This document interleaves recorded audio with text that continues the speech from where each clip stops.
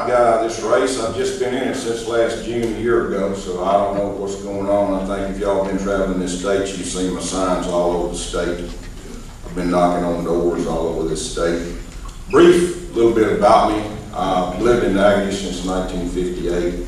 Graduated from Natchitoches High School there. Went down to LSU on a petroleum engineering scholarship. Stayed 3 years. Decided a lot of my buddies were going to Vietnam, so I joined the Navy.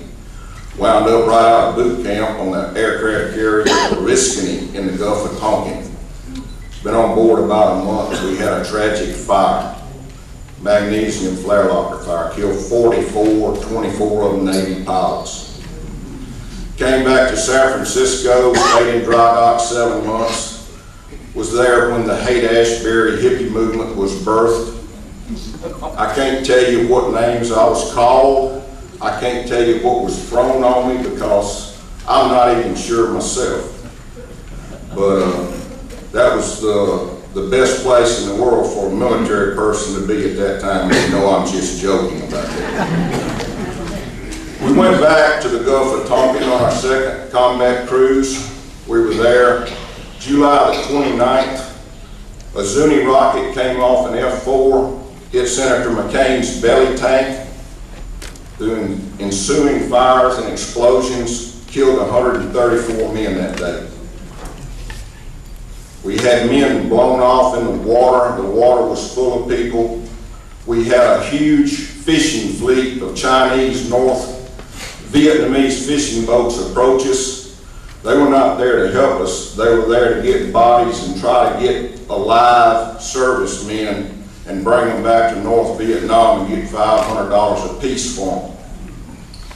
One of our destroyers with a 5-inch gun blew the lead boat out of the water, and the last thing I remember seeing was it looked like a 6-cylinder Chevrolet motor about 300 feet in the air, and it came back down and made a big old wave, and I was glad to see that. And they turned around immediately and left the area. I just think that since we're in perpetual war, war has not been declared since World War II. I want to say that again. War has not been declared since World War II. Didn't see it. Now, why has war not been declared when the Congress should declare war? Amen. If we're going to send our boys over there to get killed, and I was sent over there and 58,000 of us got killed over there, and they didn't let us win that war. We could have won that war in 3 months if they would have just turned us away.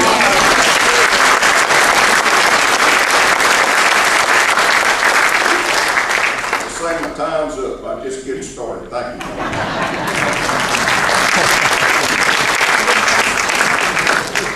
Thank you, Bob. If you're willing, I'd like to ask you a question from the questionnaire, if you don't mind. I didn't get it, so I'll sure be willing to It's, like I said, I got a C, so they might be a little bit difficult, but they're a tough bunch when it comes to questions. You talk about your experience, you talk about the war. I'd like to give you a chance to come back up and expound on that a little bit and say, what should the American government's policies in Afghanistan be, given the fact that we now have General Petraeus back in charge after being vilified for so many years by the left? It's now the left who put him back in charge.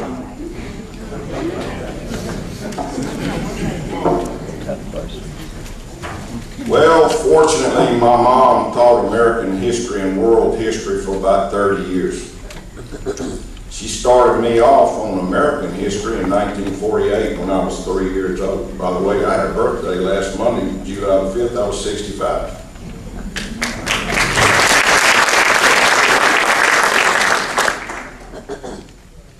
If y'all know a little bit about world history, you know that Afghanistan has been a Waterloo for a lot of people over a lot of centuries. Hannibal and the elephants, all sorts of stuff. We just had it's been a graveyard for a whole lot of people.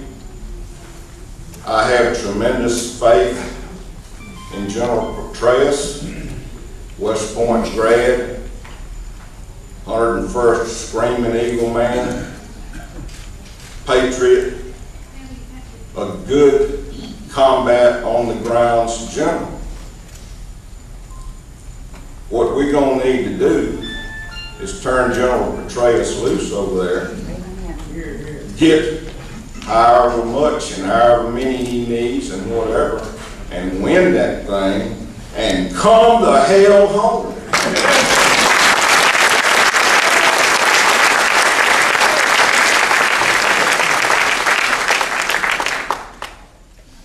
And I think we've got a general that can do it. I attended a funeral 2 weeks ago in Minden. We got word that the bunch out of Kansas were coming there. I don't know how many people we had there, but I imagine we had over 5,000.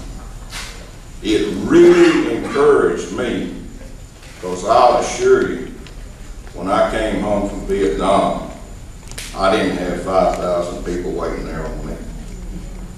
Thank God the American people are not after our soldiers, sailors, and Marines right now. Thank God.